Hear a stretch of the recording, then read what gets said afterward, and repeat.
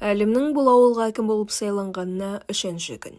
Сайлауға түсерінде ауылдың жағдайын ойша зерделегенмен, адамдармен кездесіп, имен жарқын сөйлесу үшін ауылдың жай-жапсармен, құжаттармен танысып алғанды жөн көріп, хатшысын алдырып, қарай бастағаны еді. Жанындағы ақ телефонның шыр еткен дауысы естілді. Телефон тұтқасын көтеріп, Жаңаөрген ауылының әкімі Әлім Талапов тыңдап тұр деді. Әлім, саламатсыз ба? Мен аудан әкімдігінен орынбаймын ғой. Сізге аудан әкімінің алғашқы тапсырмасы. Жақын күні ауданға облыстың басшысы келіп, ауылдарды аралайды. Облыс басшысы бас сұғады мекеме, мектепті аралағанда жүретін жолдағы көзге оғаш көрінетін жерлерді ретке келтіргейсің. Сырлап, әктеп дегендей, тіптен болмай жатса, тасалап қоршай саларсың. Алғашқы тапсырма екенін ұмытпассың деп, телефон тұтқасын қоя салды.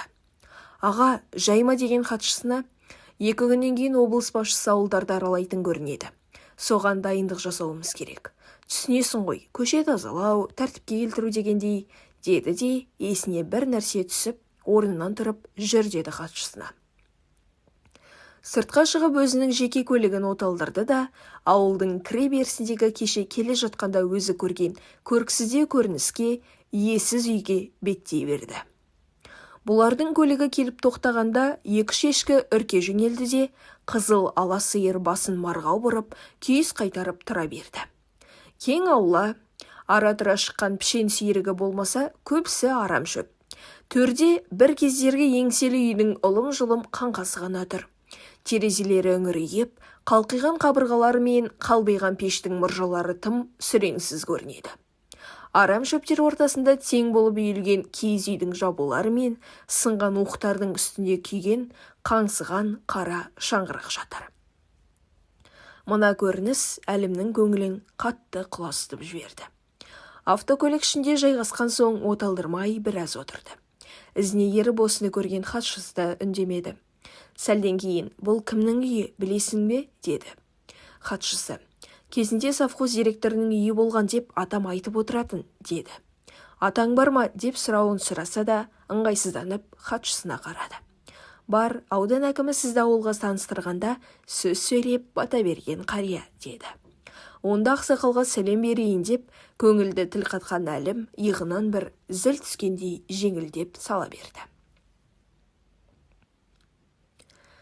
Иә, шырағым, қызметіңді үлкенге сәлем беруден бастауың, ауылдың сүреңсіз жайларына көңіл бөлуің ұнап отыр. Біреулердің атын атап түсін түстемей-ақ қояйын.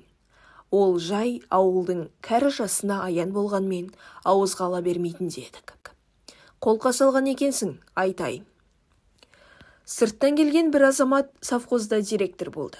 Сол замандағы талап па, әлде қанында бар ма, өте қаталдау еді.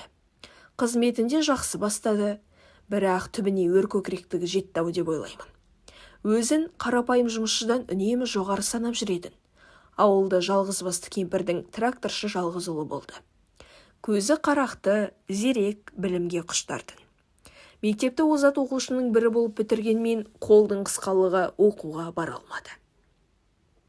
СПТУ-дан тракторшы мамандығын алып, ауылда анасының жанында қалды.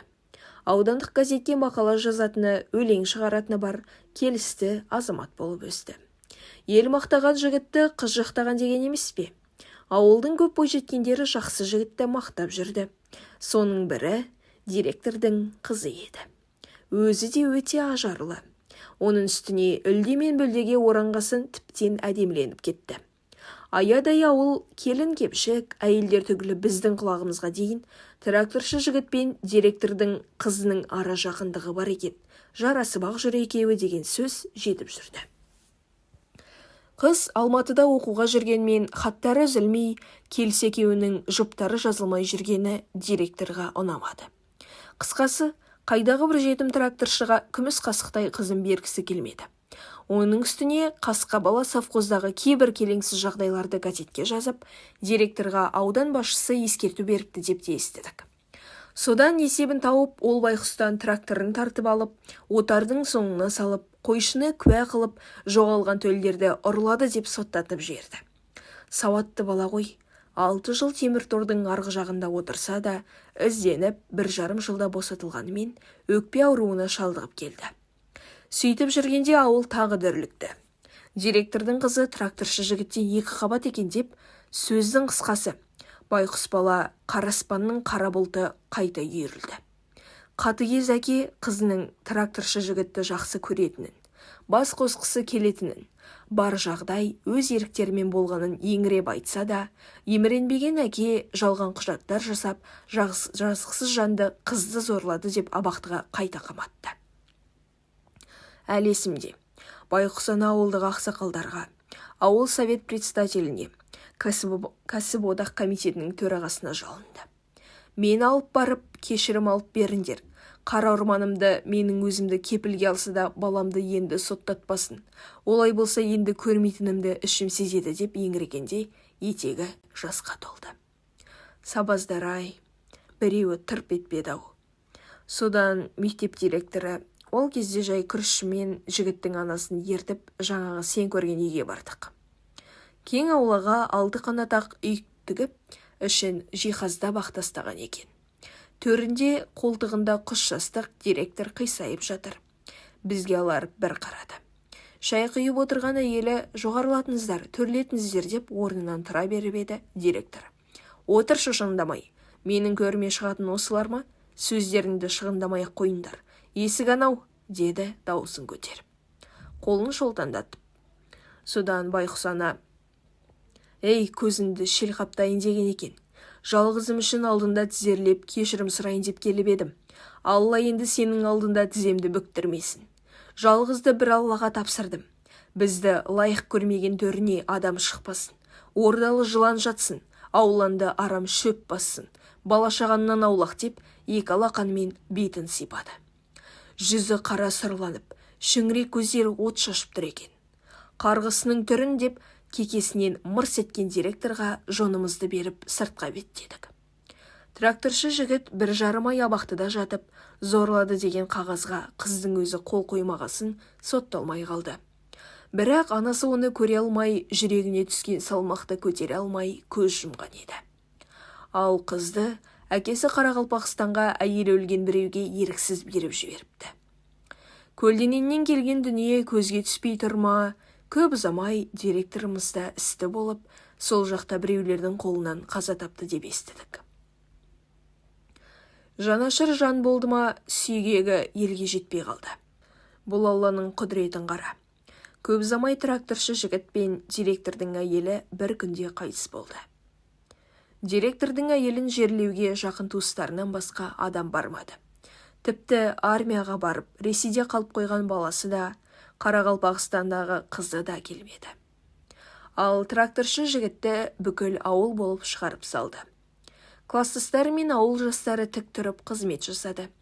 Өткен жылы тракторшы жігіттің кластастары 25 жылдан кейін бас қосты. Тракторшы жігіт пен анасының беттеріне барып Құран бағыштады. Араларында қасына тракторшыдан айнымайтын боз баласын ерткен директордың қызы да жүрді.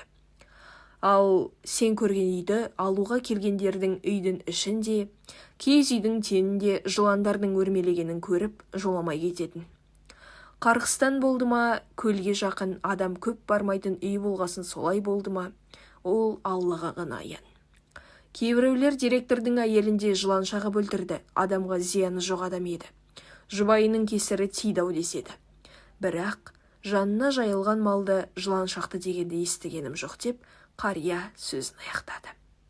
Қариямен қоштасып, ашынған ананың қарғысы текке кетпейді деген осы екен-ау деп ойлаған әлім, ол жерді үлкен басшы көрмейтіндей етіп қоршасам ба екен, әлде көрген жандарға ой салар орын болып тұра берсе қайтеді екен деп ойланып келе жатты.